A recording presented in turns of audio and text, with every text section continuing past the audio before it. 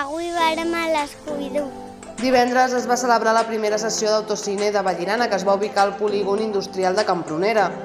Una iniciativa organitzada des del Casal de Joves que s'ajustava a la situació sanitària actual i que en aquesta ocasió va oferir la pel·lícula infantil Scooby. Doncs bé, la idea és que amb tot el tema del Covid ens hem de reinventar i hem considerat que podem fer cinema i d'aquesta forma cadascú amb la seva bombolla, el seu cotxe, pot veure la pel·lícula i ho podem fer així en un espai exterior i d'aquí ha vingut la idea de reinventar-nos i trobar una opció per poder fer una activitat com és el cinema a la fresca, que sempre ens ha agradat, però amb aquesta nova era del post-Covid.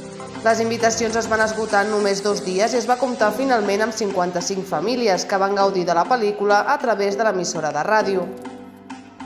La valoració tant dels assistents com de l'organització ha estat molt positiva i és per això que ja es treballa en futures edicions. Trobo que és una molt bona idea, si més no és algo diferent, jo no hi he anat mai tampoc i l'ambient de moment molt agradable, o sigui que trobo que està molt bé. És la primera vegada, però em sembla una molt bona idea perquè des de fa molt temps ja no hi ha cine aquí a Vallirana i això segurament faci animar la gent a vindre. A fer l'autocine amb el papa, la mama, la tata i jo. Primer hem sopat i ara la pel·lícula, així que passar-ho bé.